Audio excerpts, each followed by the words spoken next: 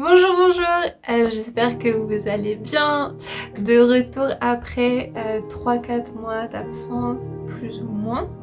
Donc j'ai pas vraiment fait de vidéos de façon régulière dernièrement, à part des poèmes. Parce que pour plusieurs raisons, mais j'avais pas envie de faire des vidéos juste pour faire des vidéos. Et j'avais pas mal d'idées de sujets, mais en fait je les notais pas forcément. Du coup je les oubliais, du coup je passais à autre chose et du coup il y a le temps qui est passé et il y a rien qui est sorti entre temps. Mais là je suis là, de retour, pour cette vidéo d'aujourd'hui, du poids du fardeau, de la culpabilité et de la honte, comme c'est indiqué dans le titre de cette vidéo, parce que je pense que c'est quelque chose qui est important d'en parler. Et puis j'avais ça à cœur depuis quelques temps, mais surtout hier en fait, hier soir.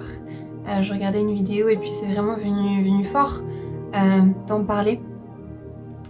Du coup voilà pourquoi la vidéo d'aujourd'hui est là-dessus. Voilà. Et sans plus tarder, on va aller voir l'origine en fait de la culpabilité, l'origine de la honte. Quand est-ce que c'est rentré dans notre monde, dans l'être humain.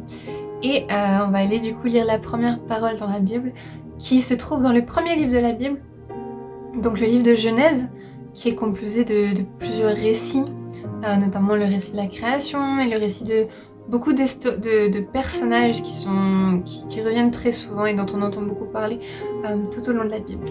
Donc on va aller dans Genèse, le chapitre 3, et on va lire le verset 8. Et pour contextualiser un petit peu, ce qui se passe avant, c'est la création du monde, création des étoiles, création du jardin, et Dieu crée Adam. Et depuis Adam, Dieu crée Ève, donc le premier homme et la première femme. Il les place dans un jardin magnifique qui est appelé le jardin d'Éden, et il leur dit ok, vous pouvez manger de tous les arbres, de tous les fruits qu'il y a dans ce jardin, vous en prenez soin, mais vous ne prenez pas de l'arbre de la connaissance du bien et du mal. Qu'est-ce qu'ils font? Et ils en prennent. Ce faisant, ils désobéissent à Dieu en fait. Et Dieu avait dit que le jour où vous mangerez de ce fruit-là, vous mourrez. Et Ève prend, tentée, séduite par le serpent, et Adam prend aussi, après Ève. Et là, leurs yeux s'ouvrent et ils se rendent compte qu'ils sont nus, et ils commencent, et direct, la honte et la culpabilité sont venues sur eux, et c'est ce qu'on va aller lire donc au verset 8 de Genèse chapitre 3, qui nous dit ceci. Quand ils entendirent la voix de l'Éternel Dieu en train de parcourir le jardin, vers le soir, l'homme et sa femme se cachèrent loin de l'Éternel Dieu, au milieu des arbres du jardin. Donc en fait ici on voit que Adam et Ève, chaque soir, chaque jour, ils parlaient avec Dieu. Dieu venait dans le jardin et il parlait avec lui. Et là, ils ont désobéi, ils ont fait ça, leurs yeux se sont ouverts, ils se sont rendus compte que mais en fait ça va pas trop. Et ils se sont rendus coupables de désobéissance, coupables de péché. Et là direct, bam, la culpabilité est venue sur eux, la honte est venue sur eux, ils se sont cachés en fait. Ils se sont cachés parce qu'ils savaient qu'ils avaient mal fait. Et ce qui est beau, c'est que, ok, ils sont coupables. Clairement, ils étaient coupables d'avoir fait ça.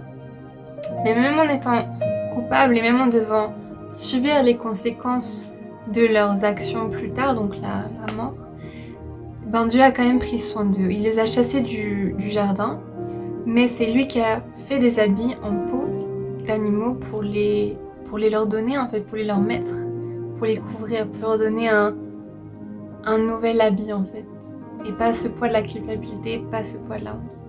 Et peut-être que tu vas dire ok, cette histoire d'un gars, d'une femme il y a très longtemps, je vois pas trop quel est le rapport avec ma vie. Et il y en a un, c'est que nous tous, on est coupables.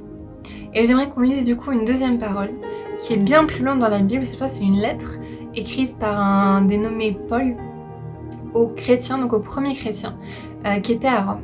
Et donc c'est l'épître aux Romains. Et on va aller au chapitre 3 et on va lire les versets 23 à 24 qui nous disent « Ceux-ci, tous ont péché et sont privés de la gloire de Dieu, et ils sont gratuitement déclarés justes par sa grâce, par le moyen de la libération qui se trouve en Jésus-Christ. » Et c'est ça. Donc ici il nous dit tous, ça veut dire toi, ça veut dire moi, ça veut dire ton frère, ta soeur, ton voisin, ton ami, tes parents, tous. On a tous péché, on a tous fait mal. Péché, c'est quoi? Péché, c'est désobéir à Dieu, en fait, c'est manquer la volonté de Dieu. Donc ça veut pas forcément dire aller tuer quelqu'un, aller violer quelqu'un, aller voler quelqu'un. Ça oui, c'est péché. Mais péché, c'est aussi dans nos pensées. Là où nos pensées vont, en fait, si tu penses, si tu as de la haine envers quelqu'un, si tu critiques quelqu'un, si tu parles mal de quelqu'un, si tu, je sais pas moi, as des pensées impures envers quelqu'un, tout ça, c'est des péchés. Les péchés, c'est tout ce qu'on fait qui n'est pas de la volonté de Dieu. Ça peut être ce qu'on fait, ce qu'on manque de faire aussi. Et tous, on a péché. Et toi, et moi, en étant des êtres humains, en étant dans cette nature, en étant des descendants d'Adam et Ève, on a cette nature du péché qui vient en nous. Et donc on est tous coupables, clairement. On est tous coupables devant Dieu. Personne n'est juste, personne n'est parfait. Seul Jésus-Christ a été juste, a été innocent, a été parfait. C'est pour ça ici on nous dit que la libération, elle se trouve en Jésus-Christ, parce que c'est Jésus-Christ qui nous apporte cette libération. Jésus-Christ, il est venu sur terre pour toi, pour moi. C'est Dieu qui s'est incarné, qui est venu sur terre, qui a vécu une vie parfaite, cette vie que nous, on est incapable de mener. Il est mort sur une croix, il s'est sacrifié. Et lui qui était innocent, il a pris sur lui toutes nos fautes, toutes les fautes que nous on avait fait, qu'on fait et qu'on fera encore. Il a pris ça, tout ça sur lui et il est mort. Il a pris le poids de la culpabilité qui nous revenait. Il a pris le poids de la honte qui nous revenait. Il a pris tout ça et il est mort sur la croix pour que nous n'ayons pas à subir le salaire de nos fautes qui était la mort, pour que nous n'ayons pas à subir cela. Lui, il l'a fait. Il a pris tout ça sur lui. Et il est mort et il est ressuscité. Et par sa mort, il nous permet d'être innocents auprès de Dieu, pour autant qu'on vienne à lui, pour autant que l'on reconnaisse qu'il est mort à notre place, pour autant que l'on accepte Jésus-Christ dans notre vie comme étant celui qui nous sauve justement de cette mort, celui qui nous sauve de nos erreurs, et qu'on accepte qu'il devienne notre maître, celui qui guide notre vie. En gros, c'est ça. Et donc, quand on accepte cela, quand on accepte Jésus-Christ, quand on accepte ce travail que lui, il a fait pour nous, ce sacrifice que lui, il a fait pour nous, eh bien la Bible nous dit que nous sommes des créatures nouvelles, nous sommes des créations nouvelles, et toutes les choses anciennes sont passées.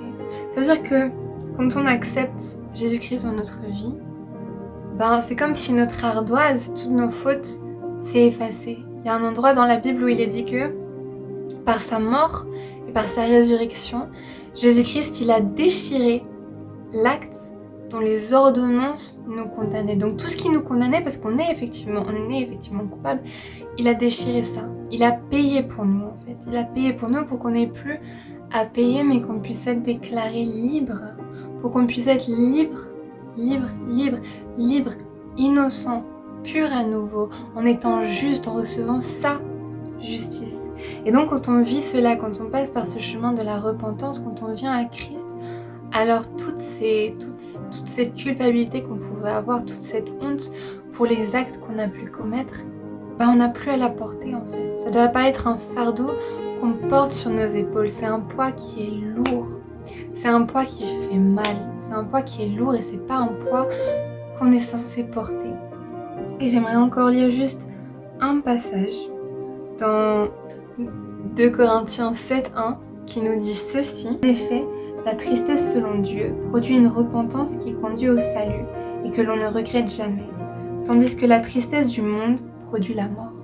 Et c'est ça en fait, cette tristesse que l'on peut éprouver vis-à-vis de notre vie, vis-à-vis de nos fautes, quand on en prend conscience, ça nous mène à la repentance. La repentance, ça nous mène à la vie. Mais il y a un autre type de tristesse, il y a un autre type de culpabilité qui conduit à la mort. Et on en parle d'un des disciples de Jésus, d'une des personnes qui était très très proche de lui, qui s'appelait Judas, et qui a décidé de trahir Jésus. Et au lieu de venir se repentir, de demander pardon, il a été pris de remords, il a porté cette culpabilité, et il a fini par sauter la vie, par se suicider en fait. Et ce poids de la culpabilité, de la honte peut être tellement fort, et ça nous déforme, ça nous fait nous regarder avec des yeux qui sont faux, ça nous fait avoir peut-être même du dégoût de soi-même, de se voir pas de la manière dont Dieu nous voit et c'est pas un poids à nous à porter. Jésus il dit venez à moi, vous toutes qui êtes chargés, qui êtes fatigués, qui portez des lourds fardeaux. Et je le sais que la culpabilité ça peut être un poids qui est très lourd. La honte ça peut être un poids qui est très lourd, qui nous poursuit, qui nous laisse pas tranquilles, qui nous tourmente jour et nuit, mais tu peux venir déposer ce fardeau à Jésus, tu peux lui dire Jésus-Christ j'en peux plus, c'est trop lourd, je te dépose ça et je le reprends pas, je veux pas reprendre ce fardeau de la culpabilité, je te le dépose, je te le donne, je te demande pardon pour mes péchés, je te demande pardon pour mes fautes et j'accepte ton pardon.